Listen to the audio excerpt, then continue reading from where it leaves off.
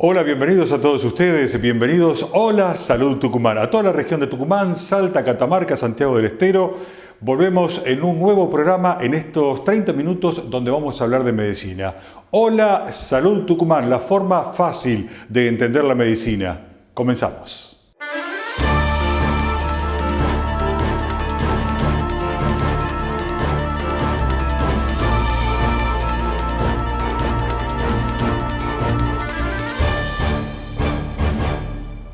En este bloque vamos a hablar sobre úlceras, úlceras en las piernas. Son esas lesiones que se producen en la piel, que son profundas, especialmente en la zona que tiene que ver entre la rodilla y el tobillo de las personas, especialmente en la zona baja, que es normalmente donde se producen. También este tema está muy relacionado a las personas diabéticas. Los diabéticos con mucha frecuencia hacen úlceras en las piernas. Y el problema que tiene esta enfermedad, este problema o esta patología, es que cuesta mucho curarlo. Pasa mucho tiempo donde las personas intentan con distintos tratamientos y no es posible curarlos. Hoy el doctor Santiago Muñoz nos explica por qué es que se forman las úlceras, quiénes son las personas que pueden padecerlo y cómo tratarlo.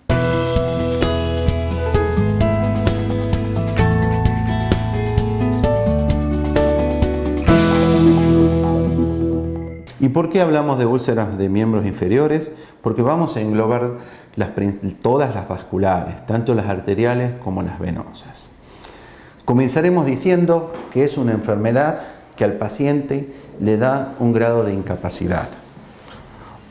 Afecta su persona, afecta sus sentimientos, la relación con su familia y con el medio ambiente.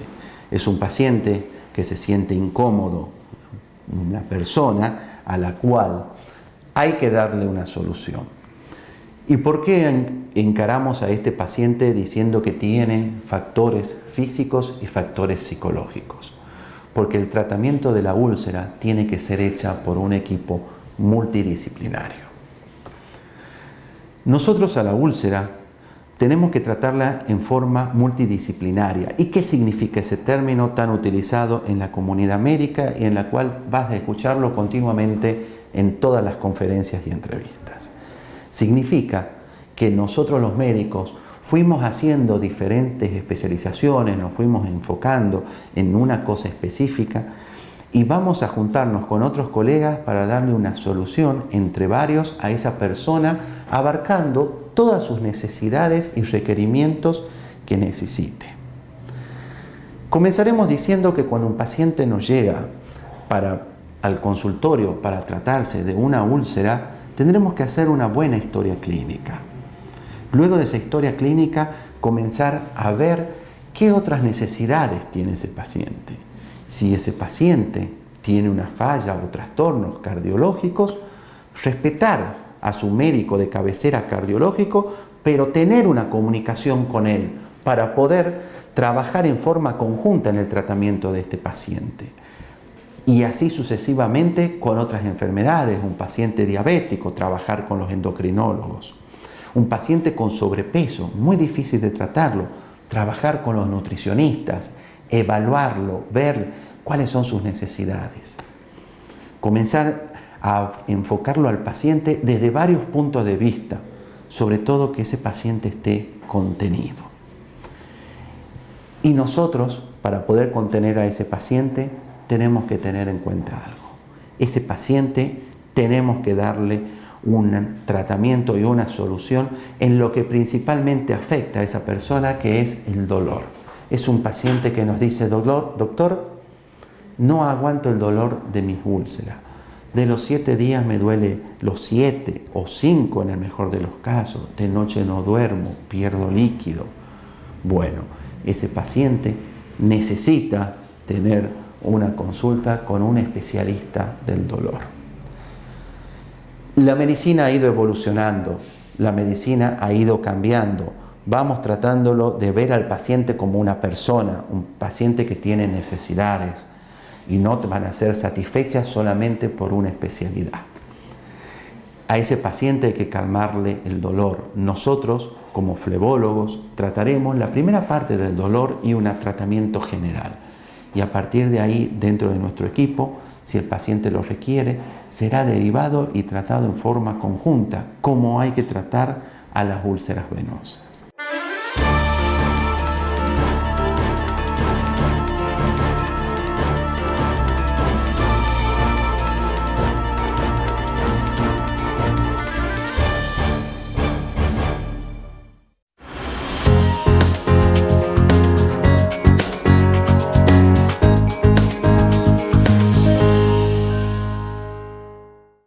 En este segmento vamos a hablar sobre cardiología y hoy contamos con la presencia de uno de los profesionales que compone el ITEC, el Instituto de Tucumán de Enfermedades del Corazón.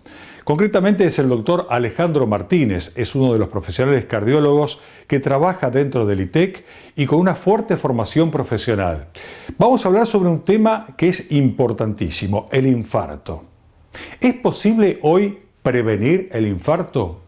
¿Cuáles son los síntomas que a usted debe llamarle la atención para saber que puede estar ante la presencia de un infarto y que tiene que ir en ese mismo momento a hacerse atender? El doctor Alejandro Martínez, desde el ITEC, aquí en la ciudad de Tucumán, nos habla sobre este tema.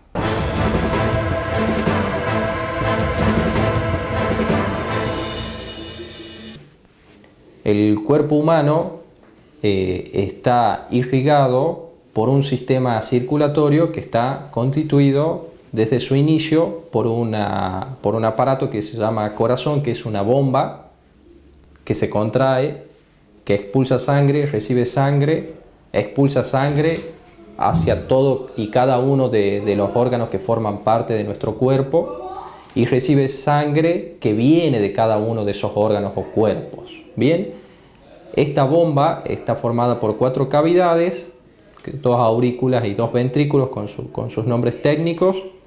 Cada una tiene su función. Básicamente es esa, recibir la sangre que viene por el sistema venoso, que trae sangre impura, con todas las impurezas, la filtra la sangre a través del sistema respiratorio, la vuelve a recibir y la lleva nuevamente hacia todos los órganos, cargada de oxígeno, o sea, una sangre pura, que es el sistema arterial.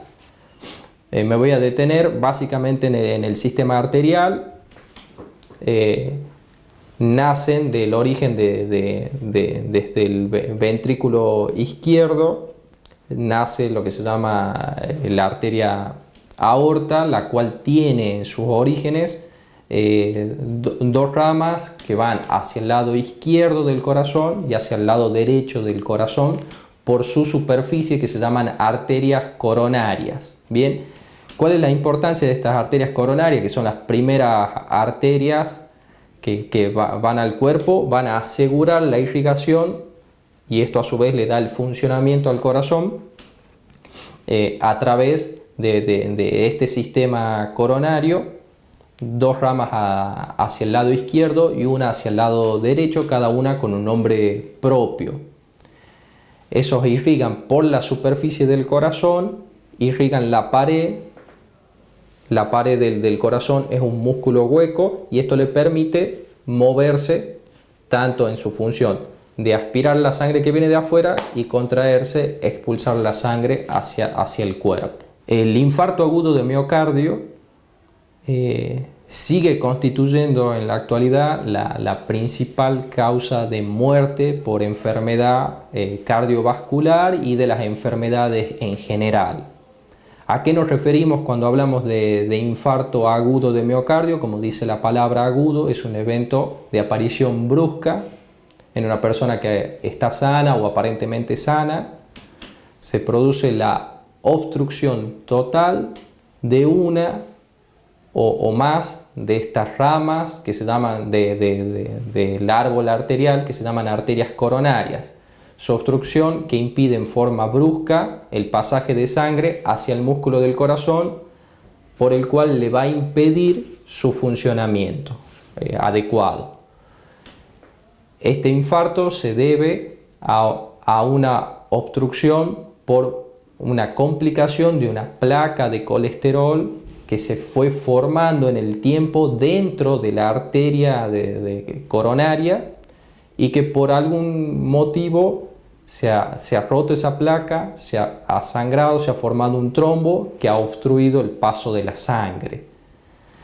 ¿Por qué se llama infarto? Porque al obstruir la totalidad del flujo hacia la pared del corazón, dependiendo del tiempo, lleva a la pérdida de la vitalidad y a la muerte de las células que forman parte de la pared de este órgano que es el corazón. Bien, miocardio es el músculo del corazón, agudo en forma brusca, infarto es la muerte de estas células que forman el músculo de la pared del corazón.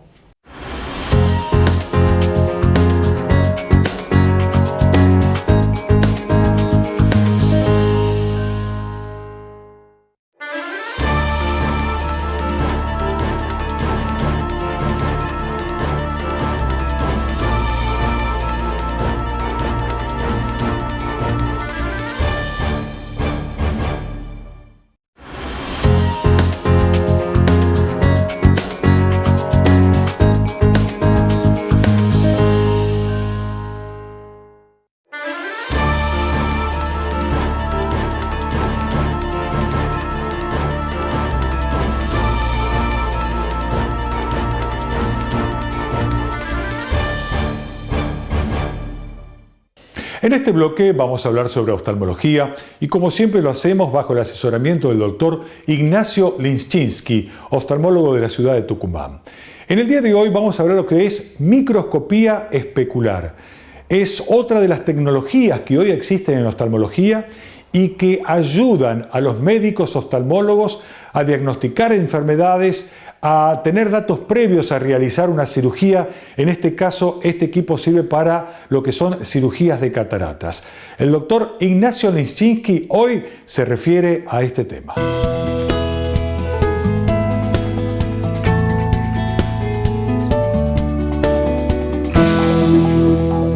Cuando estamos estudiando un paciente con cataratas, es muy importante saber, cuando uno va a llevar ese paciente al quirófano, si los tejidos del ojo están sanos o tienen, aparte de la catarata, alguna otra debilidad.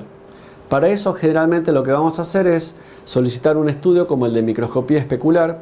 Es un estudio que va a medir la cantidad de células que tiene la córnea. La córnea es la tapita transparente que tenemos en la parte anterior del globo ocular, en donde tiene diferentes capas. La capa más interna de la córnea es una capa que tiene unas células llamadas células endoteliales.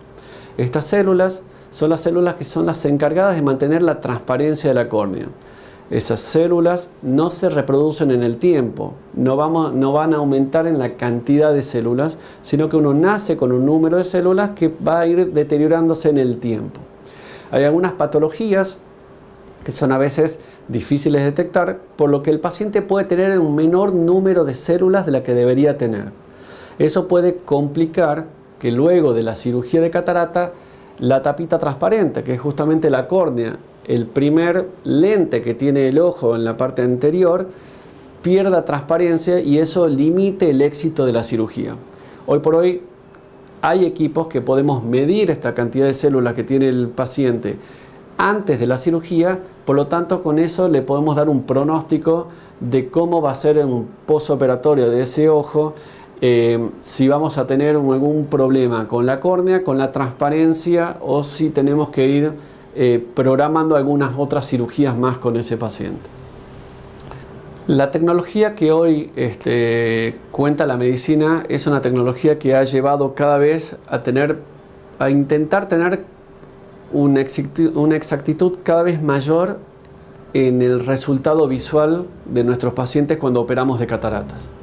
Eso nos ha llevado a que cada vez tengamos que invertir más en tecnología, pero esa tecnología la verdad que ha hecho muchos cambios para que los resultados postoperatorios cada vez sean un poco más cercanos a lo que uno desea para ese paciente.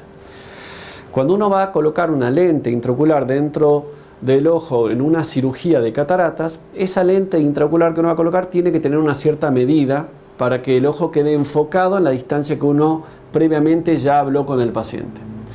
Si uno va a colocar una lente intraocular dentro del ojo, esa lente tiene que tener un cierto valor. Ese valor lo vamos a sacar a través de diferentes equipos. El equipo más convencional que tenemos todos para operar a un paciente y medirlo previamente se llama un ecómetro. Es un equipo con el que vamos a ponerle una gotita al paciente de anestesia y se le va a hacer unas medidas del ojo. Hoy por hoy ya contamos con otro tipo de tecnología en donde se puede tener la misma medición sin necesidad de producir ningún tipo de toque o de contacto con el ojo. Eso se llaman biómetros de no contacto. Es una luz láser muy puntual, en donde el paciente va a mirar un objetivo en un aparato, por lo tanto va a estar perfectamente alineado el ojo, la fobia, que es el lugar donde la visión va a ser más discriminativa, con el objetivo que uno necesita que el paciente vea. De esa forma el equipo va a sacar una medición muy segura y bastante certera de la lente a colocar dentro del ojo.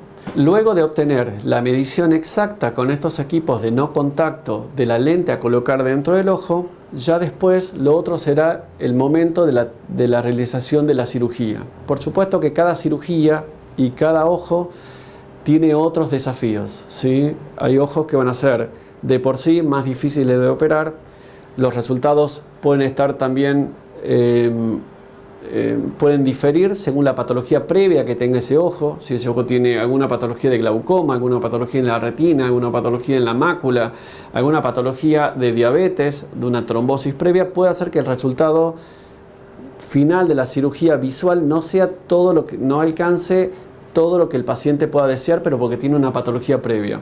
Pero el cálculo de la lente intraocular que sea correcta hace que todo paciente que tenga un ojo sano pueda llegar al máximo de visión que ese ojo pueda llegar con un resultado refractivo muy positivo y muy bueno.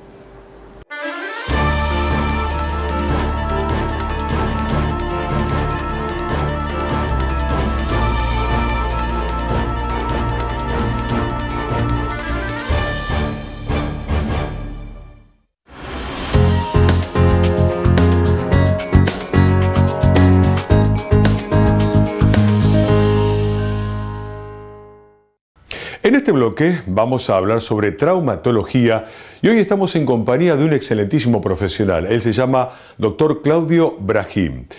El Dr. Claudio Brahim hoy se va a referir a una patología, una enfermedad que se llama túnel cubital. No confundir con lo que es el túnel carpiano, que ya lo vimos en programas anteriores. Esto es túnel cubital, una enfermedad que se produce en la zona del codo. ¿Y sabe cómo se expresa? Es muy curioso porque muchas veces presenta adormecimiento acompañado a veces de dolor del cuarto dedo y quinto dedo, desde el más pequeño y el anular.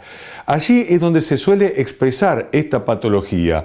Vamos a ver de qué se trata el túnel cubital. ¿Por qué es que se produce? ¿Quiénes son las personas que pueden padecer de esta patología, de esta enfermedad? ¿Y cómo es el tratamiento?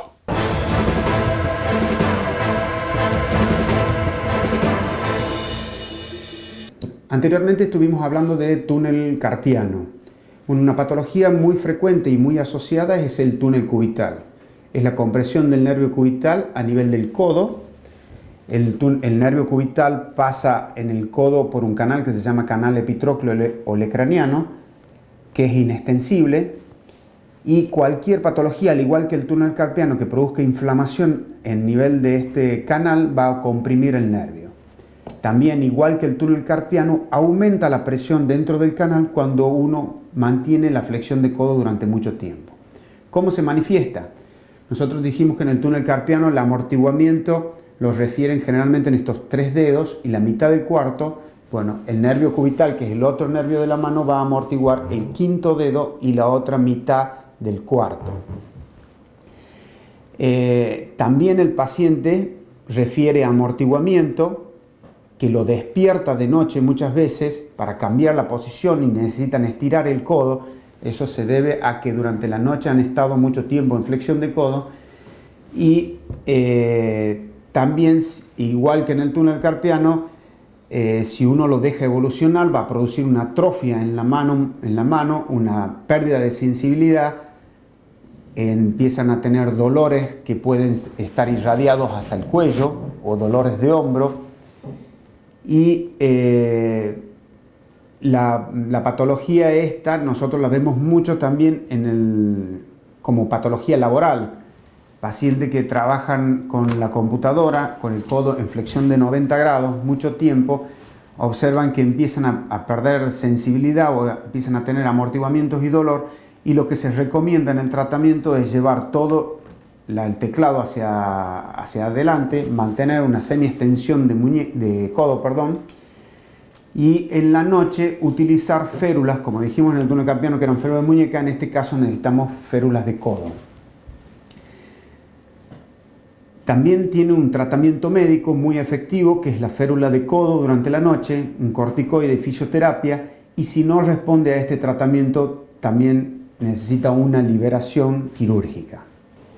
En la cirugía del túnel cubital o neurodositis cubital, también llamada, es la liberación del nervio en este canal, un poco hacia proximal porque tiene unas arcadas, y se realiza una transposición del nervio, se lo pasa desde la cara posterior del codo hacia la cara anterior, lográndose hacer un nuevo canal en donde el nervio no tiene compresión. También se utiliza una férula de codo en flexión de 90 grados, en este caso, durante 15 días y una rehabilitación. Es muy frecuente ver la asociación de túnel carpiano con túnel cubital, o túnel carpiano y otra compresión del nervio mediano a nivel de un músculo más proximal en el antebrazo, que se llama pronador redondo. Y es muy frecuente que cuando vamos a tratar la patología debemos realizar liberaciones simultáneas.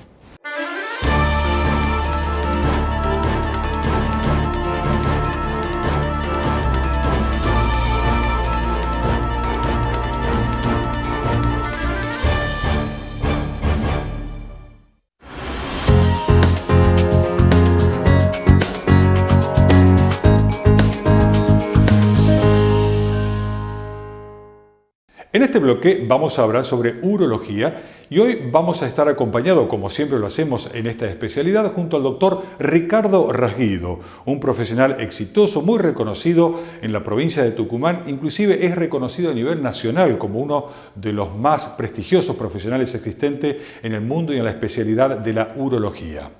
Hoy vamos a tratar un tema verdaderamente muy interesante y que seguramente usted habrá escuchado nombrar alguna vez. Tiene que ver con cólicos renales.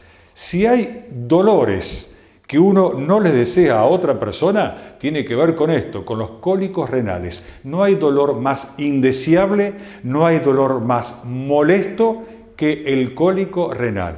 Por eso es que queremos investigar qué es esto del cólico renal. ¿Por qué se produce el cólico renal? ¿Quiénes son las personas que pueden llegar a padecer el cólico renal? El doctor Ricardo Rasguido, desde la ciudad de Tucumán. Definimos como cólico renal una serie de signos y síntomas que producen una molestia realmente importante en el paciente.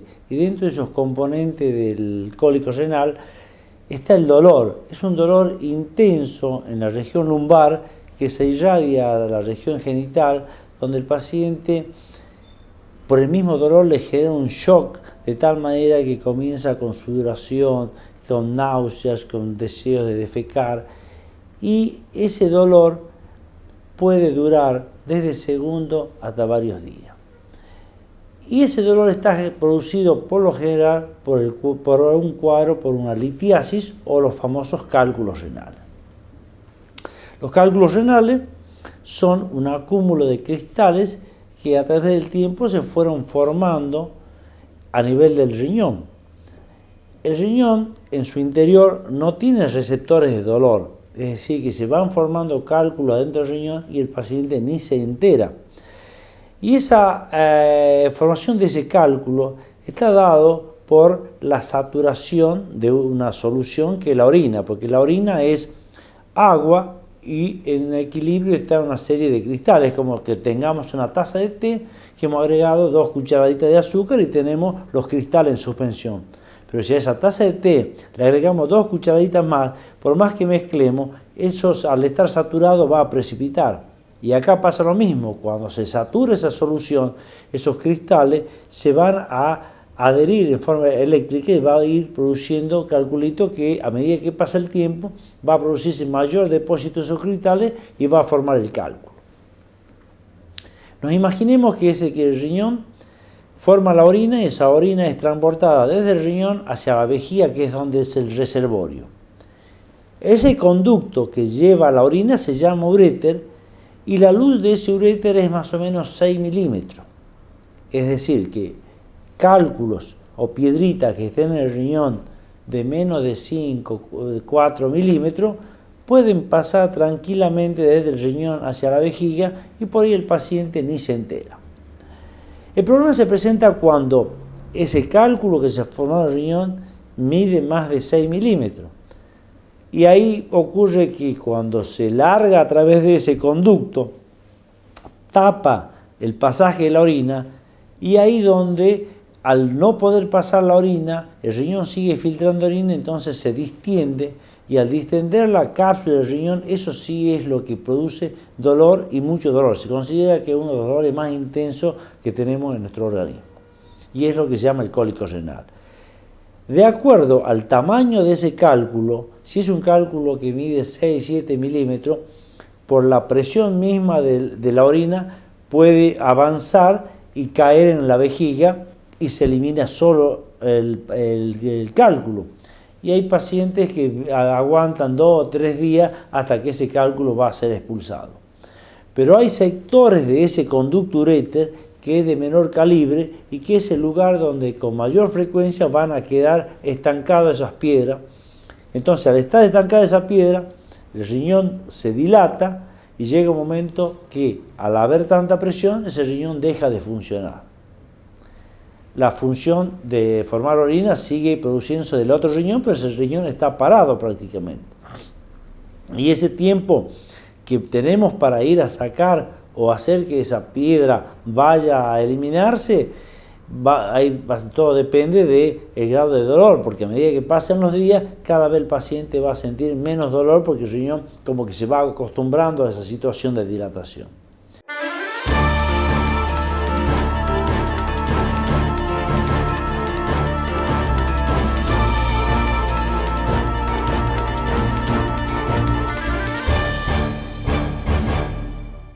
Amigos de la salud, amigos de Tucumán, Salta, Santiago del Estero, Catamarca, muchas gracias por haber compartido nuevamente un nuevo programa de Hola Salud Tucumán.